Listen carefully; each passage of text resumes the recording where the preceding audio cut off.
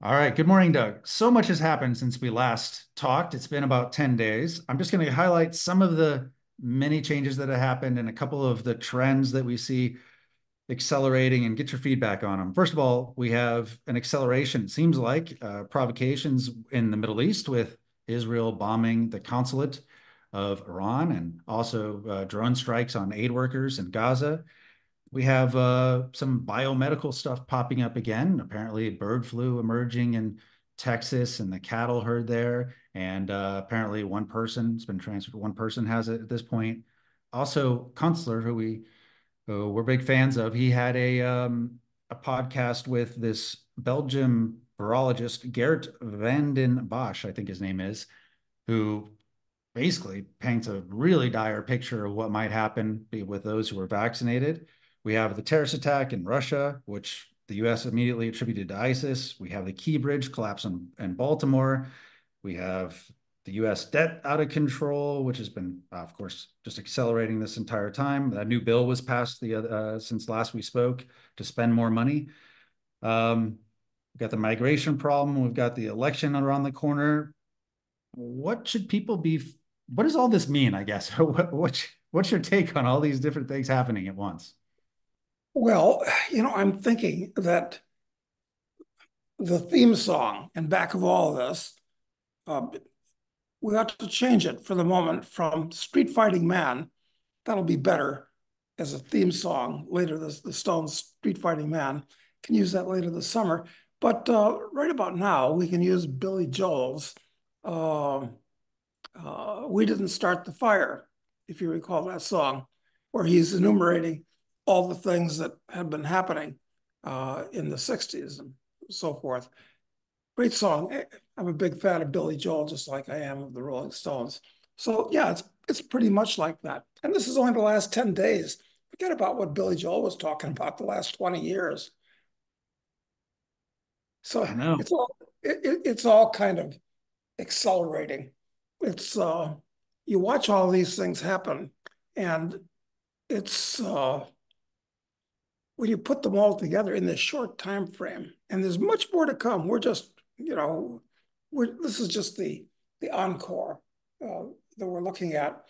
It reminds me a little bit of that scene from Aliens, which I think was the best of the four. Well, they were all good except for the third one, uh, where the soldiers going wild when the aliens are right on top of them. Game over, man. It's game over. That's great. Actually, I can let me play that for people so people just can get a sense of exactly where we're at. Sorry, just give me 1 second. It's worth sharing, I think. In case you haven't seen Aliens. Right. It's fucking right, man. Now what the fuck are we supposed to do? It's the real pretty shit now, man. Finish this, man. Game over, man. Game over. What the fuck are we gonna do now? What are we gonna do? Maybe we can build up a fire, sing a couple of songs, huh? Why don't we try that? We better get that as a dark scene and a nice light. Yeah, and there's something about that. Well, actually, about that movie, which I'm a big fan of, Aliens, but it's that after the soldier goes wild with game over, uh, it cuts to Sigourney Weaver, the strong female saves the day. So I hope we have lots of strong females out there to save the day for us. Well, I think we have the former Estonian president is now in lead to head NATO next, so that might help. Oh yeah, that's a woman, and of course we got Victoria Newland and Nikki, whatever her name is, that Haley, yeah, Haley. and the Wicked Witch Ursula von der Leyen.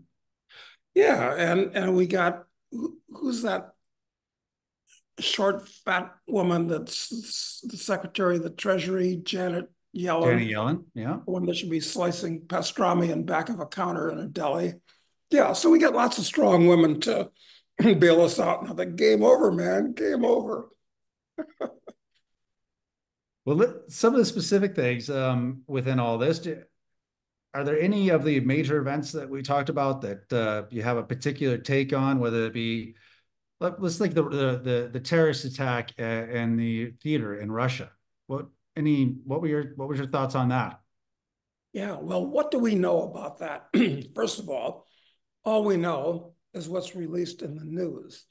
And I presume some of it's correct, but apparently a bunch of Tajik guys that were paid chicken feed, basically, $10,000 a piece, go in and kill a bunch of Russian civilians, and then apparently get back in the same car that they drove to the scene with and started driving towards the Ukrainian border. I mean, this doesn't seem really bright or well planned. And so, like an hour after news of it was released, the Americans come out and say, "Well, it's some ragheads, some Muslims going wild, some Al Qaeda guys or ISIS guys, or actually there are scores of Islamic terror groups out there. So I guess those are the two best known. Uh, but the others are anxious to, well, I don't think it was them. I suspect that the Zelensky regime was in back of it. And of course, what you want to do is blame it on a third party. But I don't Hmm. know. I don't either, but there's a lot of suspicious things from that video, and a lot of it, a lot from videos that came from that to me, there was one, for instance, which has now been deleted from Twitter. I wish I would have saved it, but you see one of the guys who, was arrested and beaten up and, whatever, it was clearly there, was brought in by another guy they're in the theater, but he's like kind of leading him in, and he opens some doors, and and he opens his doors, his hallways, and there's dead bodies on the ground, and the guy instructs him to shoot. So this guy like shoots wildly that at all these dead bodies and then leaves the room. What I'm saying is it looked like there was a guy who was leading one of these Tajiks in there and telling him to participate, like shoot, but everyone was already dead in that room that he walked him into. And it was Hmm. just like it, and there were some parts of some of those videos that looked like the guys were highly trained, not just guys who were randomly recruited on Telegram and offered $5,000. I mean, from the way they hold the rifle to other things, it wasn't like people who were untrained and just given rifles for the first time ever. So I don't know. I mean, the whole thing, whatever we were told about it, I'm sure we'll never know actually what the truth of it all is. But it is suspicious when they immediately come out and go, clearly this is ISIS. Well, we have ruled out Ukraine's involvement. That's what the US side of it is. We've Yeah, ruled of that course. out. Clearly it's not them. Yeah, Clearly it's because Ukraine is our BFF, so they couldn't do anything as nasty as that. Um, you know, the Russians, I'm sure, have found out who did it and who's in back of it, because, or at least who hired these guys, because they're going to get that out of them. I mean, these are just some dumb bunnies, and they're going to spill the beans where they get the money from and tell everything they know. So the question is, when are the Russians going to come out with an explanation of what they learned from interrogating these guys? or will they at all? Like they never really came out in a formal way and explained what happened with Nord Stream, did they? It's only even in the interview with Tucker, Putin is just making some inferences. Yeah, it's very strange. It's all very strange. It really is. Well,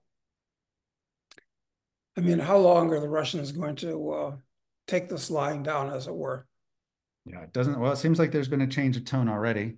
Going after, taking out power plants and things like that. So, and it does seem like it's escalating on the Russian side. Yeah, and with the election coming up, I guess that's another thing that you mentioned, but it kind of leads me to it. It's that who's going to win in November? And it seems to me that the average decent red-blooded American has to go for Trump at this point. And we're talking black people, we're talking middle of the road people, we're talking liberals that can see that this is just a little bit too crazy. So I think there are going to be a lot of Trump voters, but Bobby Kennedy's in the mix. And who will he take votes from? Uh, Biden or, well, I'm not even sure Biden's going to run. I think they're going to replace him. I'm still betting on that. But I'm afraid that despite the fact that the average person is going to vote for Trump just because he's a cultural conservative and people don't want to see chaos around them. The fact that Trump wants to stabilize the country and the Bidenistas, these Jacobins, uh, increasingly, everybody can see they're trying to destroy the country. But I, but at the same time, these stupid Bidenistas, these Jacobins, don't want to lose the reins of power they have. So I'll tell you the way I see it. The fact is, there's still mail-in voting everywhere, a lot of places. The fact that there are 10 million or more of these migrants that are basically going to be voted for, I think that's kind of set up. That's going to help the bad guys. Um, I think the big one is going to be a war, a real war, when the average American is not going to want to change horses in the middle of the stream, even if the stupid horse that got him there is at fault for all this, the Jacobins. So I think one way or another, uh, the Democrats are going to win the election. So you think there will be a real war between now and the election? I think the odds are high Hmm. of that. And whether that war is something that spins out of control and gets the US involved in Gaza between the Israelis and the Palestinians, sucking in the Iranians and then sucking in the Americans, or whether it will be in the Ukraine, where that criminally insane Zelensky regime somehow makes it happen. Yeah, there's a good chance. Could it Hmm. go nuclear? Well, maybe. It'll just be local nuclear weapons, not strategic nuclear weapons. It's interesting how they're trying to keep it localized. Like even was it the people in the German government last week came out and said even if NATO troops are killed in Ukraine, it doesn't automatically invoke Article 5. You know, as if they're planning to escalate within this territory, but they're saying that they won't, they won't escalate even when their people are killed in Ukraine as part of this. Yes, even as psychotic as these world leaders are, it's hard to imagine that they really want to see Berlin and Frankfurt and Paris uh, go up in a ball of nuclear flame. So yeah, they want to draw the line someplace, I Hmm. hope. But how do you get Americans to go into war at this point? Everyone's anti-war. It seems. I mean, we're maybe not everyone, but most people are anti-war. Well, that wasn't the case not so long ago when all of the hoi polloi were wearing Ukrainian flags on their lapels and displaying Ukrainian flags on their front porches. It's true. No, I think they basically do what they told based upon what they hear. Hmm. So, but once again, the mainstream media, so-called, isn't so mainstream anymore. Nobody listens to CNN or MSNBC anymore. So what are people listening to and what are they hearing? It's becoming a very atomized society that we live in, where nobody knows what's really happening, except what we think we know, and probably do know, is all pretty bad. Yeah. Yeah, it's just hard. It's hard to me for me to imagine how they get over the psychological hump that seems to me to exist within the most of the American zeitgeist at this point to want to go to war and to feel that we need to come together and then not change horses at this point, unless there's some perceived real threat, or it's not real, but a perceived threat to the homeland or to, the American stability from some foreign actor. Well, this summer, we can switch the music from We Didn't Start the Fire to Street Fighting Man again. Uh, one of the things that we have to look at is these many, many millions of migrants that have been welcomed into the country and given debit cards and cell phones and transportation to cities and set up. Where are you going to put or where are they putting all these people? Well, some of them are in tent cities and some of them are living under bridges, I suppose, like a lot of American junkies are. But that's not a long-term solution because these young males are going to get restive.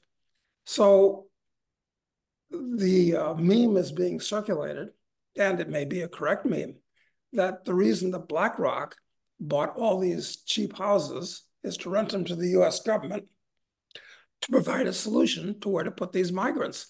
And nobody talks about, wait a minute, how crazy is this that millions and millions of people are just welcomed into the country, no place to put them. They're hanging around and we're subsidizing them like they're our long lost best friends. It's actually insane. And you think this would be a scandal where nobody would talk about anything but that. But nobody seems to talk about it, except there are things coming out where invite a migrant into your home and we'll pay you for the extra room. Gee, that sounds pretty good.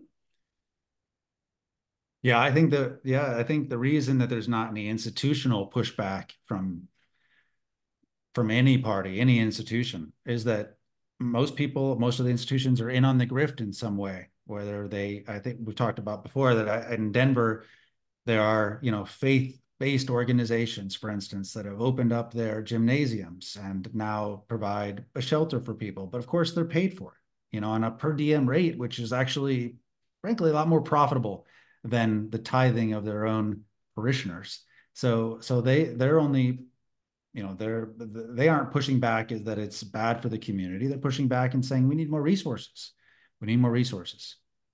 Yeah, and the fact they're being paid for it means that as these migrants wind up in real buildings as opposed to tents and temporary shelters, it's going to put a lot more pressure on the rental markets, the low end of the rental markets here in the US. And I think that's becoming obvious where people are having not only a hard time buying a house, but a hard time renting an apartment these days. It takes most of their incomes. So this is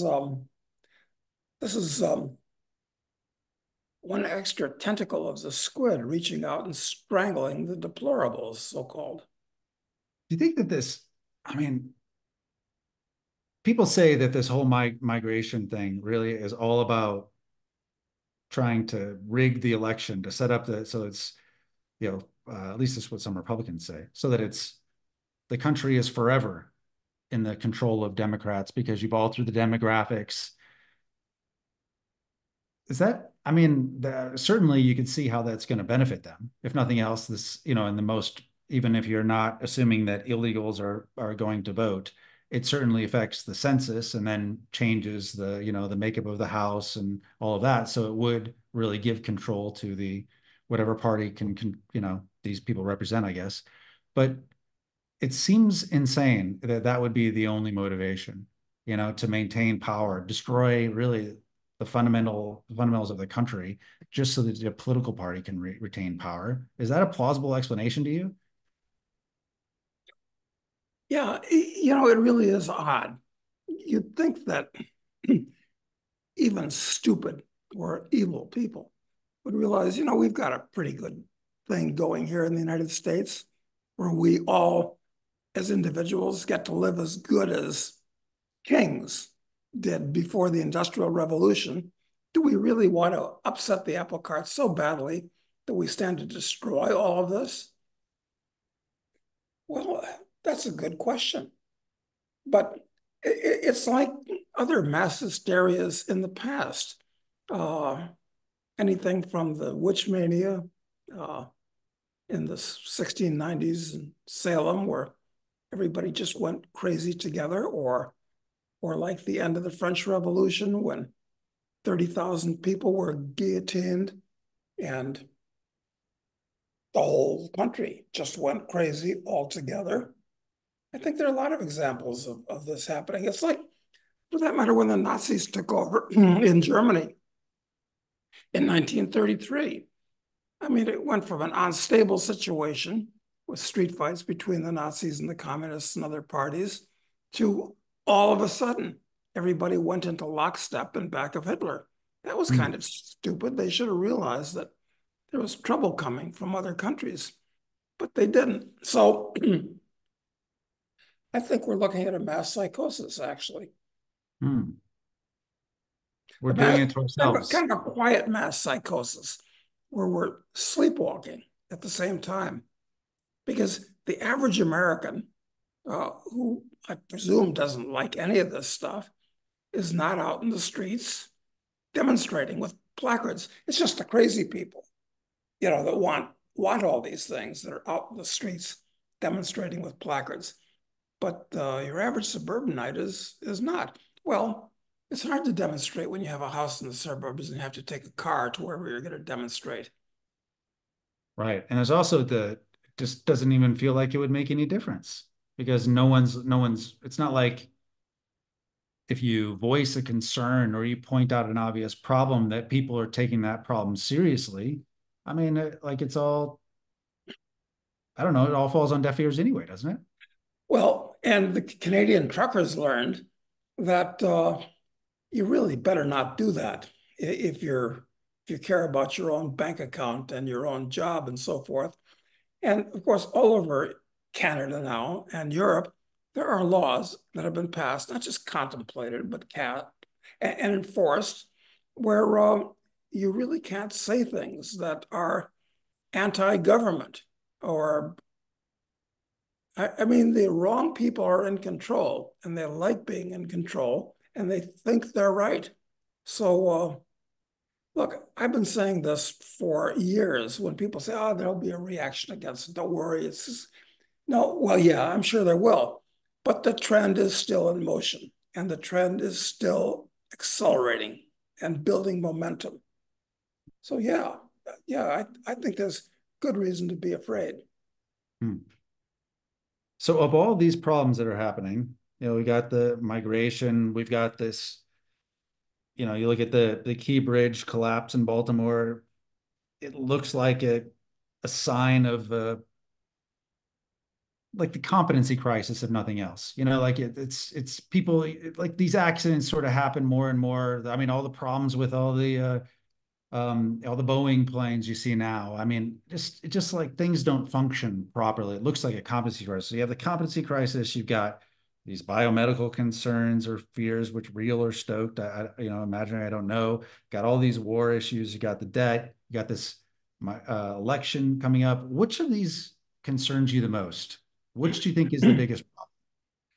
Well, looking at the big picture, you remember that ex-Russian KGB guy, was his name Yuri Bezimov? Yep. And he put his finger on it exactly. If you want to overthrow a government, the way you do it, or overthrow a society, I mean, governments come and go. First of all, you have to demoralize where people don't believe in anything anymore. They don't trust anything anymore. They're worried about their own futures. And then you destabilize it with things like this going on, where people can now, they're not just worried psychologically and demoralized, they can see stuff happening all around them. So, what's the next stage going to be? Hmm. Is that normalization after destabilization? Is that what he It's says? normalization, but normalization of the new regime. And what's the Mm. new regime going to be? Well, once again, if it's Trump, uh, he'll definitely be a counterforce to all this stuff going on. But the lefties are very concerned, uh, correctly, incorrectly, I think incorrectly, about his turning the country into a dictatorship. That's what they all say. Yeah, well, he's just the biggest threat to democracy. Yeah, well, democracy, whatever that is. Well, we have the Zelensky model. I think we know what it is. That's right. Well, the good news is I can't feature Trump ever wearing a, a faux green military T-shirt to seem like he's a frontline soldier. That won't happen, at least. So Well, I always like to look at the bright side. so so these are all the same thing, essentially, is what you're saying, is that all of these things that are happening, it's not that they're all of these things are symptoms of a larger problem. Would you say Yeah, that's true? yes, yes, they are. Americans don't believe in anything anymore, and they Hmm. don't believe in themselves. They don't believe in the country. They don't have any unifying theme. They can't even celebrate Easter anymore. They have a new name for Easter I've seen. It's called, I don't know, Transgender Visibility Day? yeah, I don't know, the Rolling Egg Day or something like that. Oh, okay. Yeah, I don't know. And Christmas, for, well, this started slowly with Christmas, where you can't wish people Merry Christmas. It's Happy Holidays instead. Hmm. So there are many, many things like this that have been Hmm. building up over the years. One, And all that causes people to believe in all kinds of crazy ideas too. I mean, have you seen the panic and I don't know if it's real panic, but conspiracy theories around the solar eclipse that's coming on April 8th? I don't understand why that's the case. I mean, what are we, primitive natives that when you've seen these movies, it's a theme that crops up or used to crop up for many years in the past where the Western explorers are there, they're captured by the natives and are about to be boiled for dinner. And they say, no, I can make the sun go out because he has an almanac. And this is crazy. Solar eclipses are, why are they making, in fact, why are people driving to the path of the eclipse to be there? It's only going to last a few minutes, and you may not be able to see it. This is this is crazy, frankly. Yeah, and then the conspiracy theories around that, and then there was even some, and it's not just Joe Public that is responding like this because you see government agencies also saying things. There was something about I believe it was the FAA said flight controls could be disrupted during it. Something like yeah. And I'm like But the why? I shade. mean, the sun and the earth and the moon have been revolving in very predictable ways for a couple of billion years. So what's special about this eclipse? Why the and it's just in a narrow band coming across the parts of the US. It's no big deal. I Crazy. know. It's very strange. It's very strange, the whole thing. But I think it's when the culture or society is totally demoralized, they can believe anything. And people are grasping at something to that might be a sign of something. And we're going back to very, very primitive things to be symbols of life. Yeah. Well, Americans don't have any knowledge of science to start with, but they don't even have a religion to believe in anymore, most of them, frankly. I mean, they don't believe in anything. So I guess the country is finally ripe for a takeover. Hmm. But once again, going back to the bright side, it's kind of bright side is that gold hit a new high uh, just yesterday, today too, I guess. I have to look at the futures markets. It's over 2,300. And that's a new nominal high. But interestingly, the public has been withdrawing money from ETFs, gold ETFs, and so forth. Do they need the money? Or do they think that now's the time to get out? I don't think so, because the all-time high of gold in real terms was back in 1980. I think it was January of 1980 when it hit $850 an ounce. And this crisis is coming up is much more serious than the crisis of 1980, which is basically about a weak economy and high interest rates, quite frankly. Wasn't that much of a crisis by comparison. This crisis is going to be much more serious. And in real terms, gold would have to go back to well over 3,000, 3,200, something on that order to equal its previous high of 1980. So we have a bull market, and I think it's going to go on. In fact, I'll give you another indication, other than the fact the public is selling their ETFs in gold. It's that the premiums on gold coins are close to all-time lows. Hmm. Whether we're talking the 1-ounce gold coins, which I don't recommend people buy instantly because they're too recognizable as gold coins. I would be buying the 19th century European gold coins. Sovereign would be the best thing. That's 0.23 ounces of gold. Or the continental gold coins, the Danish, French, German, Swiss, all these countries circulated gold coins. There's daily, people used them to buy and sell things. Hmm. They're 0.18 ounces of gold a piece. And they have premiums of almost melt value, 1, 2, 3%. Wow. That's what you ought to be buying, those things. And the fact those premiums are so low shows that nobody wants them, even though gold is at a nominal new high. So, Is they say that a lot of that what we see in the rise of the gold price is because Asian demand, Chinese demand. Do you think that well, first of all, do you think that that's true, that it's driven by Chinese and otherwise Asian demand? And if that is true, could the reason that the premiums are so low on these coins, could it be because they have a preference for, ingots or whatever it is that they use? well, they say, and I believe it, that it's central bank buying. Central banks don't buy these small gold coins. That's for the public. Mm. And the Asians who buy gold don't buy these European coins. That's just not something they do. They buy it in small ingots. Yeah.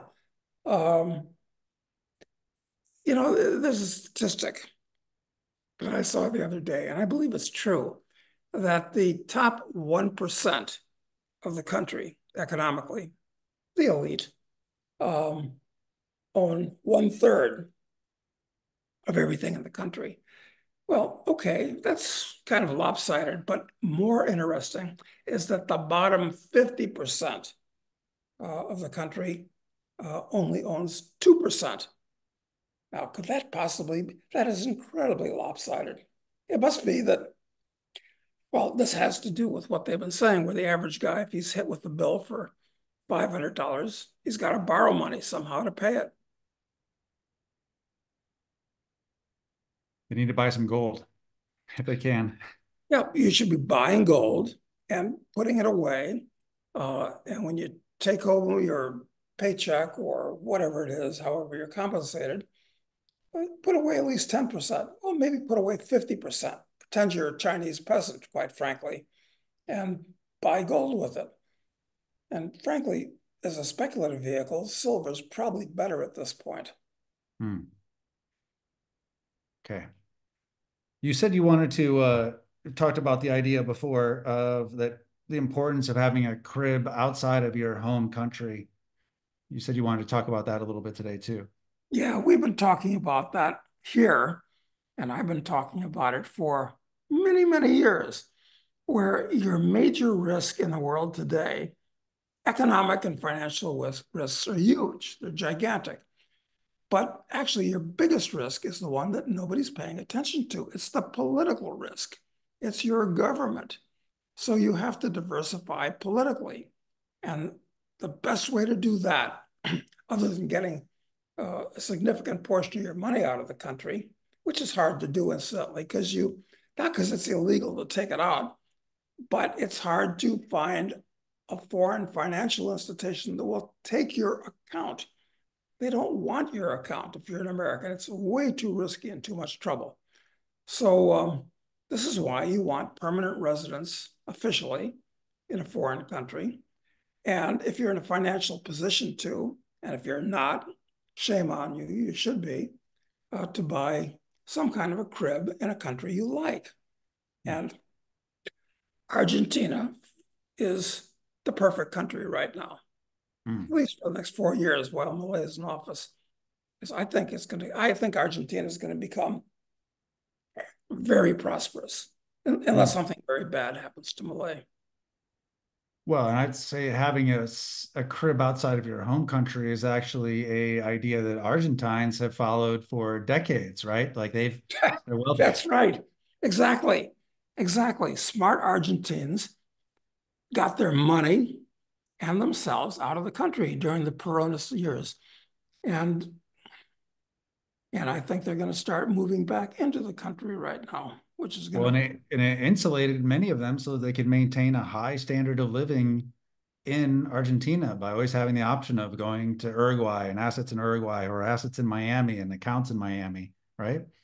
yeah, that's precisely right. So Americans should take a lesson from a country in whose path we're following, Mm. Argentina. And And the so your top choice for exploring that at this stage is Argentina.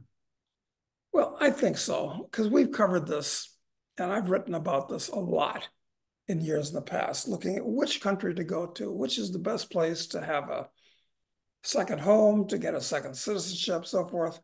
Right now, from every point of view, Argentina is really the best, Okay. frankly. It really Okay. is.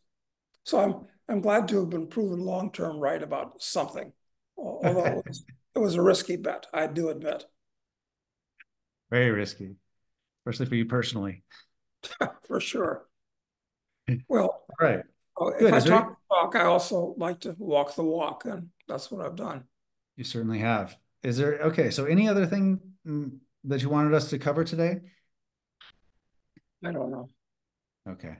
I guess if we're back on Friday, which we should be, Yep. perhaps people will have some questions or comments that we can explore further. Yeah, if you got questions for Doug, you can ask him in the comments to this video. If you're a member of File, ask him there and they'll get priority. And we'll be back on Friday to answer those. So thanks very much, Yeah, Doug. yeah. And unfortunately, it'll still be game over, man. Game over. All right, Doug. Thanks. We'll talk to you Friday. Okay.